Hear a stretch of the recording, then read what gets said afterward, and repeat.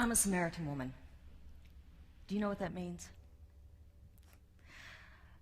If you're from Samaria, the Jews don't like you. They won't have anything to do with us. We're a hated race. But being a woman is even worse. Our own men won't speak to us, at least not out in public. So I'm an outcast to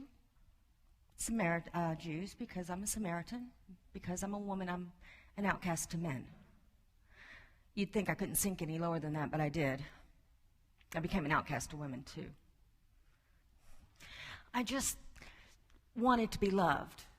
I wanted to matter. I mean, it was apparent very early on that I had no station in life, so what else was there?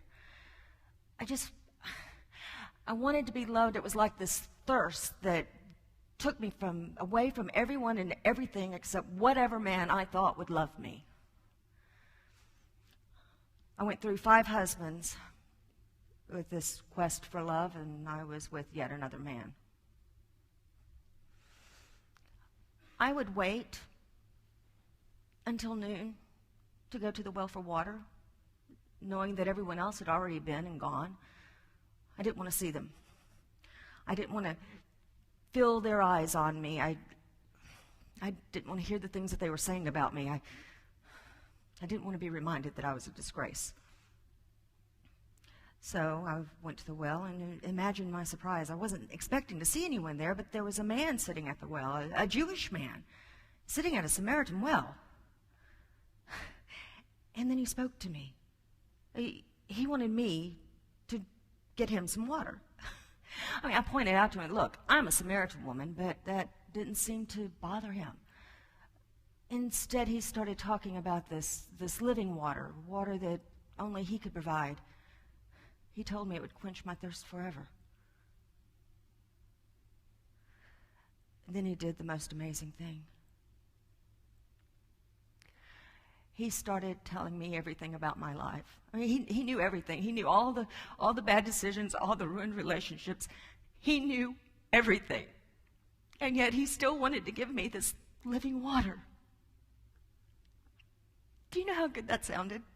Because he wasn't talking about water anymore. He was talking about that thirst I had carried around inside of me my entire life, that feeling that I had called needing to be loved.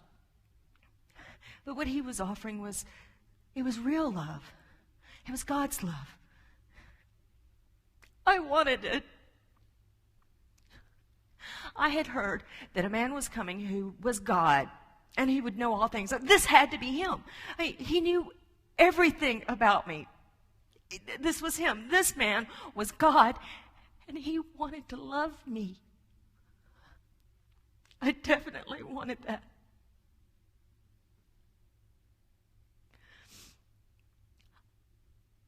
I felt like I had just drunk the clearest, purest, most quenching water. I wasn't thirsty anymore.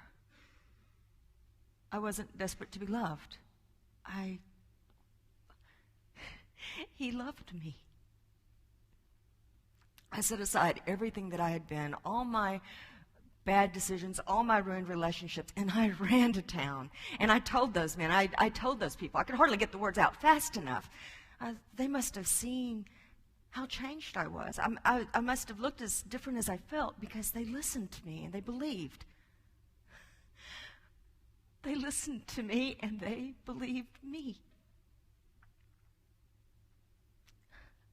I had been tormented by a thirst that I couldn't satisfy and didn't understand. But this man gave me what no man did. He gave me love.